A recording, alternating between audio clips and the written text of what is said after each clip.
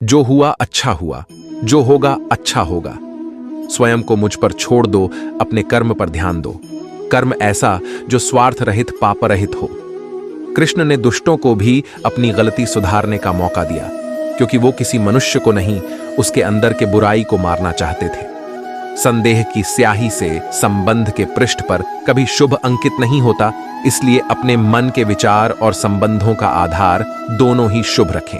मोहग्रस्त होकर अपने कर्तव्य पथ से हट जाना मूर्खता है, क्योंकि इससे ना तो तुम्हें स्वर्ग की प्राप्ति होगी और ना ही तुम्हारी कीर्ति बढ़ेगी। इस भौतिक संसार का यह नियम है, जो वस्तु उत्पन्न होती है, कुछ काल तक रहती है, अंत में लुप्त हो जाती है, चाहे वे शरीर हो या फल हो। यदि कोई व्यक्ति प्रेम से, भक्ति से पुष्प, फल, जल भी मुझ पर चढ़ा दे, तो उसी भाव से उसे स्वीकार करता हूं। वह मेरा प्रिय भक्त होता है। उससे मत डरो, जो वास्तविक नहीं है, न कभी था न कभी होगा। जो वास्तविक है वो हमेशा था और उसे कभी नष्ट नहीं किया जा सकता। जीवन में आधे दुख इस कारण जन्म लेते हैं क्योंकि हमारी आशाएं बड़ी होती हैं। इन आशाओं का त्याग करके देखो, जीवन में सुख ही सुख है।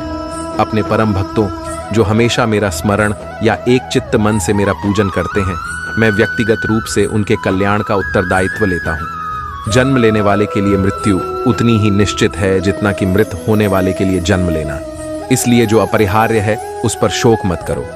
श्री कृष्ण ने कहा है, अगर तुम्हें किसी ने दुखी किया है तो बुरा मत मानना। लोग उसी पेड़ पर पत्थर मारते हैं जिस पेड़ पर ज्यादा मीठे फल होते हैं। अंतकाल में जो मनुष्य मेरा स्मरण करते हुए देह त्याग करता है, वह मेरी शरण में आता है। इसलिए मनुष्य को चाहिए कि अंतकाल में मेरा चिंतन करें।